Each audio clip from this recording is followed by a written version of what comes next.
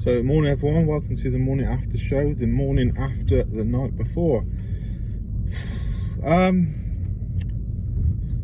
I've seen a lot of hysterical reactions online, but I'm going to try and be a bit more realistic now. Disappointing start to the season, disappointing game, tragic result. Could have been worse, really. If you think about it, you know, I can think of at least once. Someone's telling me twice Emil Kraft or one of the other defenders had to clear a ball off the line. Obviously, Antonio hit the bar in the lead up to the penalty. Yeah. Anyway, so let's start from the back. You know, player performance. Freddie Woodman, obviously, history will tell us that he had a bad debut, conceding 4 goals. I can't really think of any one goal that was his fault. You know, and he saved the all right. It wasn't the best penalty in the world, but still, it was a bloody good save. And then he was let down by no one else following in Souček. Yeah, I don't think he didn't do anything badly. His distribution was okay, considering it was his Premier League debut. Like I said, he didn't look too nervous. He didn't look shaky. West Ham didn't try and pepper him too much because they found out early on that he was fairly confident, and I thought he did okay. The 3 centre backs now. Same cannot be said. Let's start for the guy who's playing in the centre. Federico Fernandez. Not his best game. Definitely not his worst. Not up to the form he showed last season. I thought he marshalled when we were doing well. He marshalled the defence okay.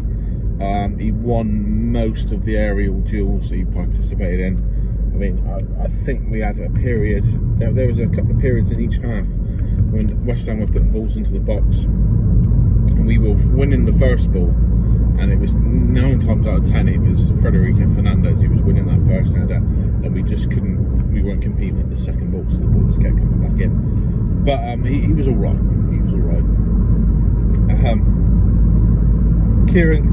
Actually, let's go Emil Kraft.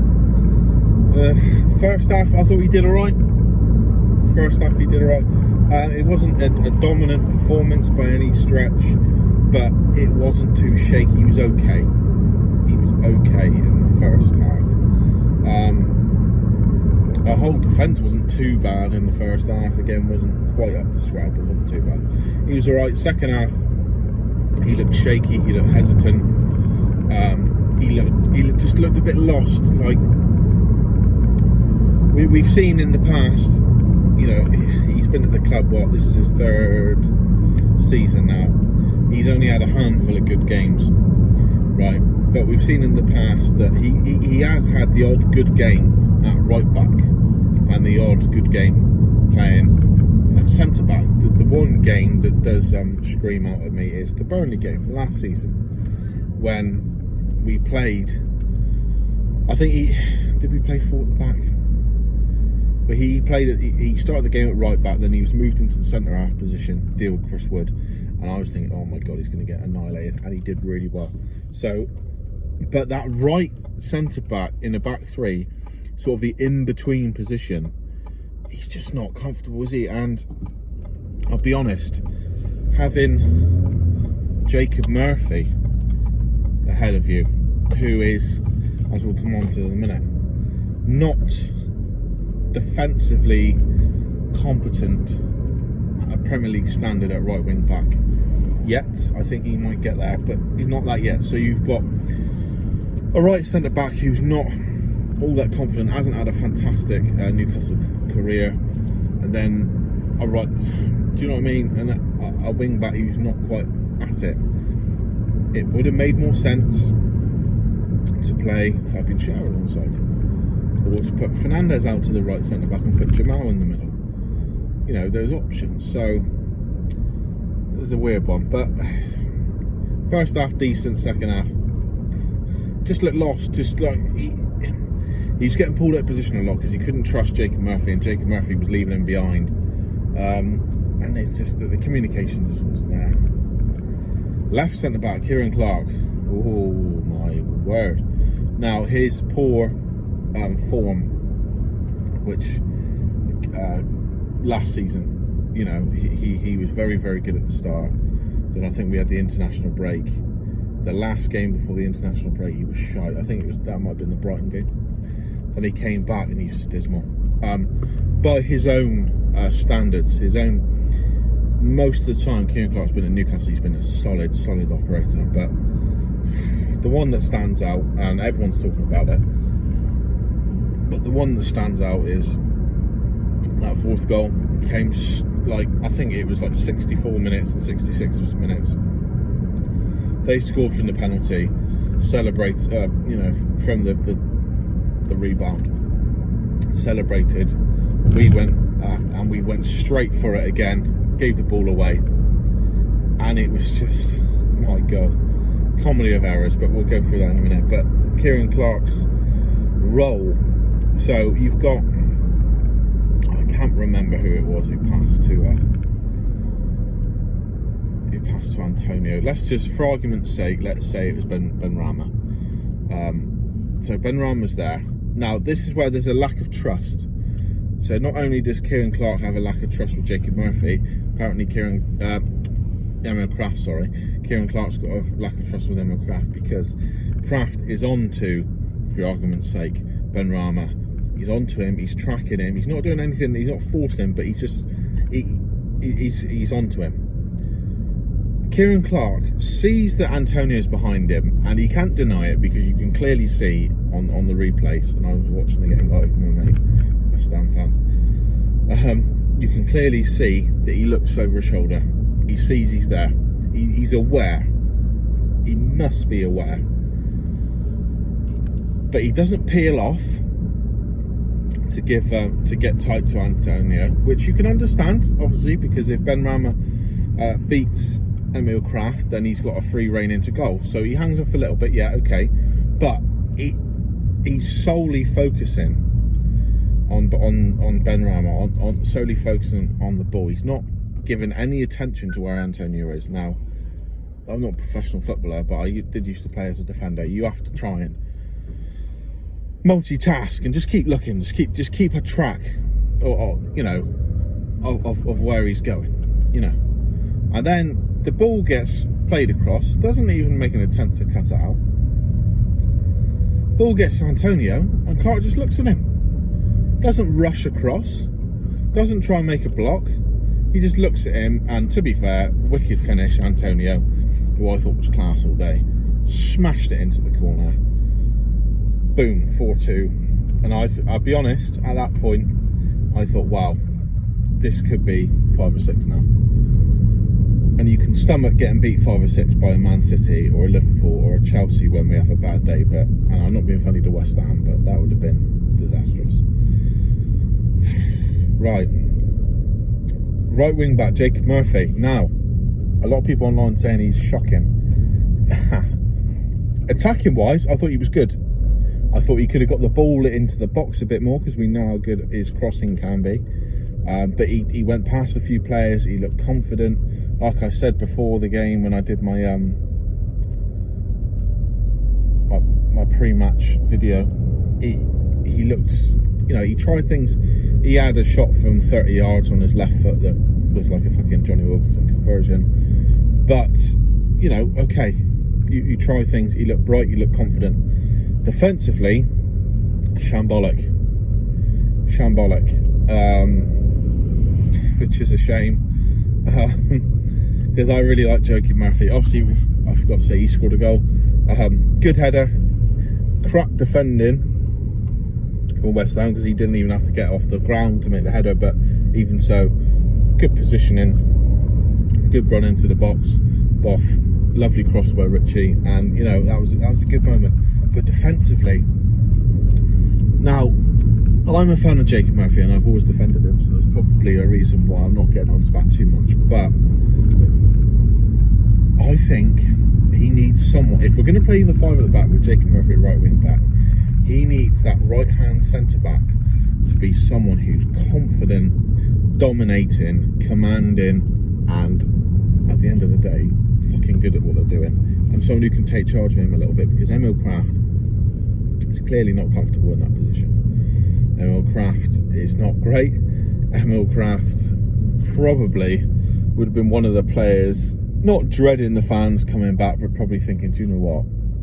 With my track record as a Newcastle fan, I could probably do without this.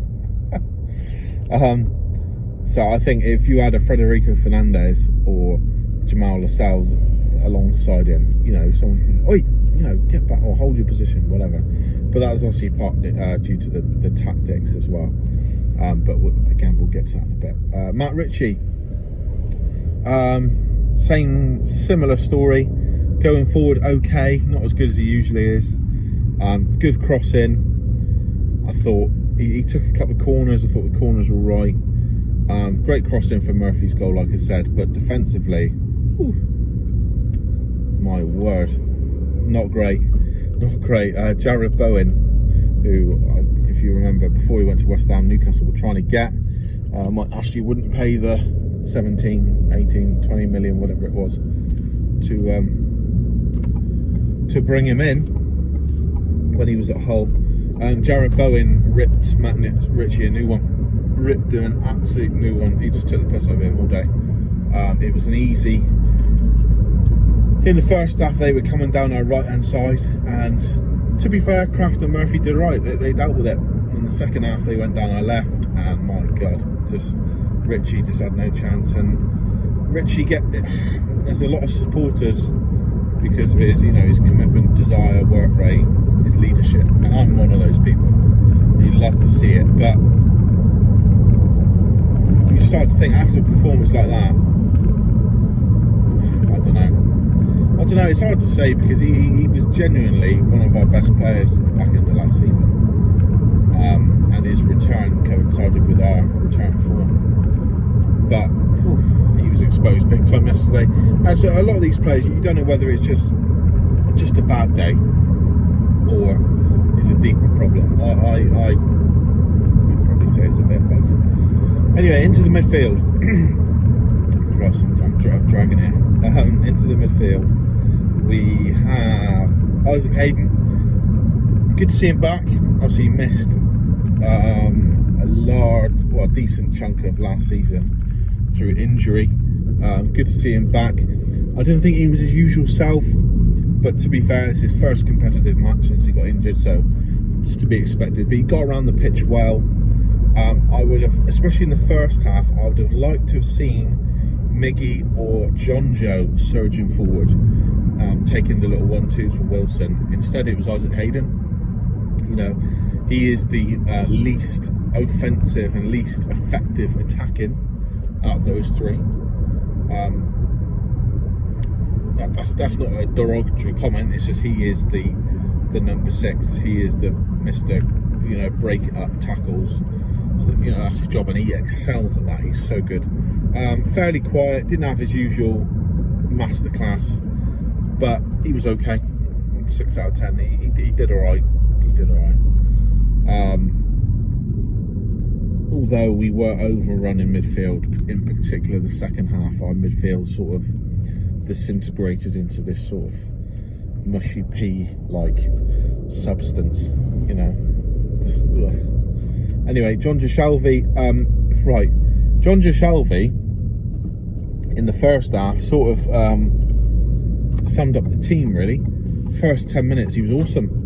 You know, high press, he was everywhere. My mate who I was watching the game with, like I said, West Ham fan, said to me before the game, he was like, you know, John Jeshalvi always turns up against us.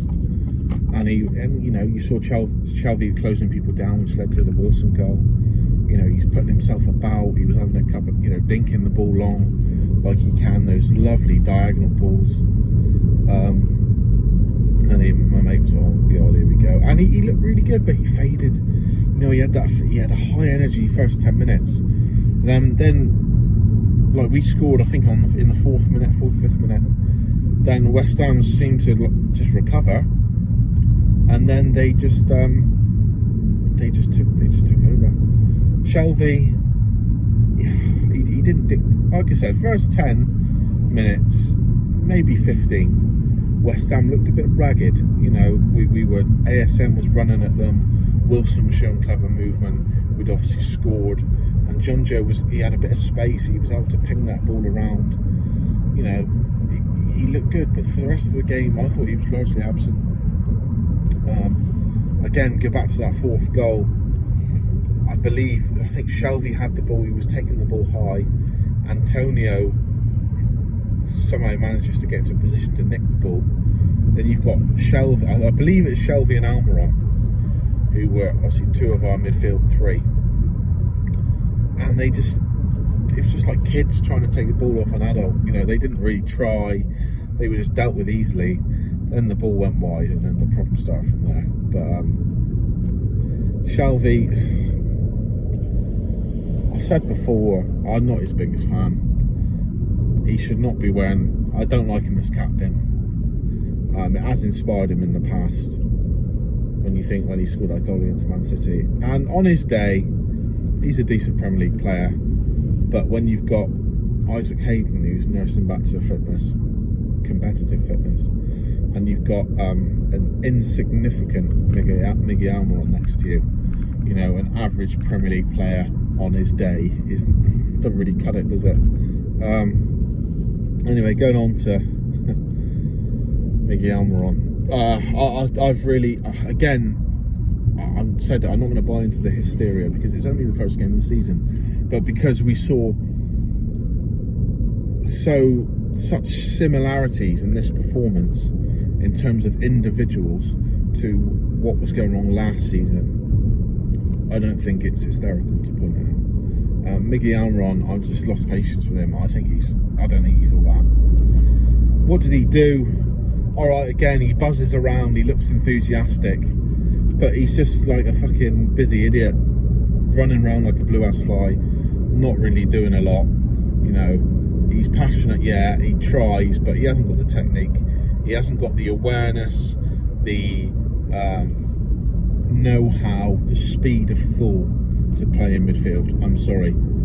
The number 10 suits him because he's in between the lines and the space, and you know he hasn't really, you know, hasn't got to do an awful lot because the midfielder's giving the ball and the striker tells him where he wants to put it.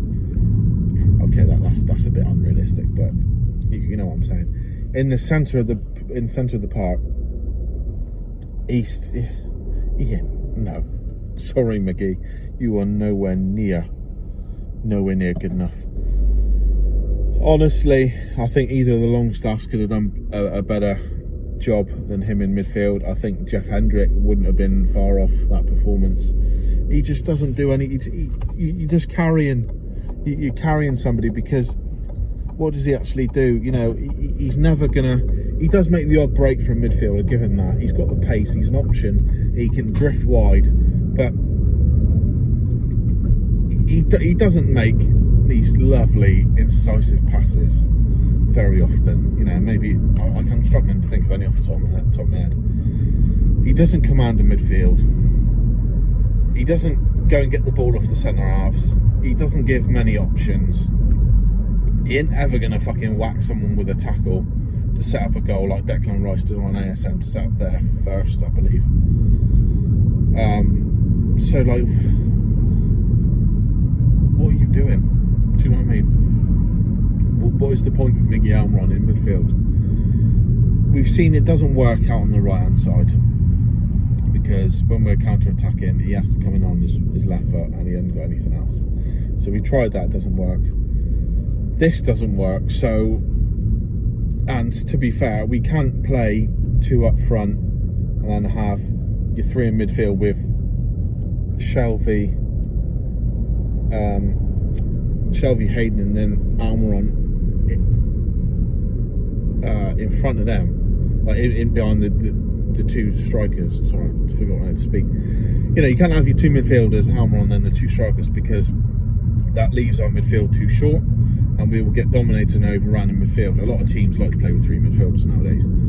So I don't know where there's a role, because Bruce is clearly not going to change from this formation, because even going in, conceding 4 at home with 5 defenders, he's still stuck with it. So I don't know what the answer is for Miggy Almiron, but if Atletico Madrid want to renew their interest and they're going to pay 20 million, if it was up to me, I would snap my hands off. Anyway, onwards. ASM, classic ASM performance, really. Like I said, first 5-10 minutes he was electric. He was running at people. Obviously, with the goal, you've seen he's not done anything elaborate to Declan Rice. He's done that weird little Rabona flick dummy and all this sort of stuff. He's in, out, in, out, in, out. But he's so fast. He's so fast, and Rice in the end can't track him quite quickly enough. Opens up a bit of space, and as that ball was going in, I thought, fucking hell, might hit the frame of the goal, but it's going to go straight to the goalkeeper. It's far too close. Fuck me, was I wrong? Perfect cross, absolutely perfect, right in that area, in between the defenders and the goalkeeper, right in that area. Callum Wilson just nods it in. Wow. ASM, he had some other good moments. He was flashy. He went past people. Another one of my mates had an accumulator, and ASM was the only one to let him down to have 1 shot on target. And now, if you thought pre-game that was going to let you down on an accumulator, you would have thought, Jesus Christ, no chance. But yeah, like I said, he looked bright. He did flicks, tricks, went past people, running, but no shots on target. I don't think he had many shots at all, actually. And at the end of the day, pretty much ineffective for large chunks of the game. One of our brighter sparks, don't get me wrong, but it was frustrating to see in both halves, he was coming so deep and picking the ball off the centre-backs. Picking the ball up off the centre-backs, which tells me that the midfield are not doing their job. In particular, Miggy Almiron and Jonjo Shelvey, they're not getting the ball to him. He had to come that deep. Now, that was frustrating. That was frustrating. But I think the best is yet to come. I said pre-game, we need to see more goals and assists from Alan Saint-Maximin. He got an assist today, and what an assist it was. So we just need to carry on like that. There's a lot of positives to take from today, so I'll get into it in a minute. He's probably one of them, although he was frustrating at some points, but he didn't have the support. And, you know, West Ham, at the end of the day, played well. You know, a lot of people were going on online saying, you know, we got beat by West Ham, but West Ham did play well. You know, Declan Rice was phenomenal. Ben Rama was a menace. Bowen butchered Matt Ritchie, and Antonio was class. But anyway, Callum Wilson, what a start. The noise, and we didn't have the TV up too loud because I had my little one with me, but the noise, wow, when he scored, you know, in Newcastle, number 9, the first proper number 9 we've had for a while, and he's got an early goal. It's the first time he's played in front of a full capacity St James's Park. I think it's the first time he's played in front of fans in a competitive game. So I think he was injured by the time the fans came back last year. Yeah. And wow, what a start. He faded a bit in the second half. I didn't think it was the right call to take him off. But with his injury record, you know, it was obvious we weren't going to get anything else out of that game. So it's probably, you could say, in the long term, a shrewd move. But yeah, he ran the channels well. He was a good hold-up option. He was good 1-2s. But in periods of the game, he just got isolated, and we just couldn't get the ball to him because West Ham's midfield overran us. Souček and Rice were phenomenal. And Ben Rama was a menace, like I said. But overall, 7 out of 10 for Callum Wilson. Good to see him score. Good to see him score in front with the number 9 on his back. Good to see him score in front of the Gallagher as well. Was it the Gallagher? Do you know what? I can't remember. I don't think it was actually. But anyway, good to see him score at St James's Park in front of a full house. Yeah, so that was good. Right, I'll be honest with you, I can't remember the substitutes. think Sean Longstaff came on at one point, but I was so despondent to what I was seeing. I didn't really. I was like, oh God, what's happening? Just waiting for the game to end, really. You know. But positives, right? So we didn't play. We weren't scared. Although we had 5 at the back, we did use the wing backs, and perhaps we were a bit too naive. We did go for it. We did go for it at times, you know, and particularly the fourth goal. You know, we were pushing that many people forward that we were left caught. So there was a bit of ambition there. There was a bit of drive. There was a bit of desire. There was a bit of attacking intent. Just not choreographed. No one's singing off the same hymn sheet. Positives, Callum Wilson scores, as I said, at St James's Park in front of the fans. Lovely moment. Joe Willett being unveiled before the game. Alan Saint-Maximin was bright, took people on, he looked good.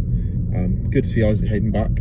Interesting that our best run of form in the tail end of last season was without Isaac Hayden. So it'd be interesting to see how our midfield dynamic sort of lines up. See the dynamic in our midfield, when we have Hayden and Willock both available for selection. What else positive was there? Murphy got a goal. I like Jacob Murphy. I always look out for him. But yeah, just disappointing. You know, negatives. The defence. The defence is the big one. You know, we're crap defensively. I saw online someone said, you know, we had 5 defenders. We played with 5 defenders, with an ex-defender as a manager, and we still conceded 4 at home. But I will just wrap this up quickly, because it's just it ruined my weekend already.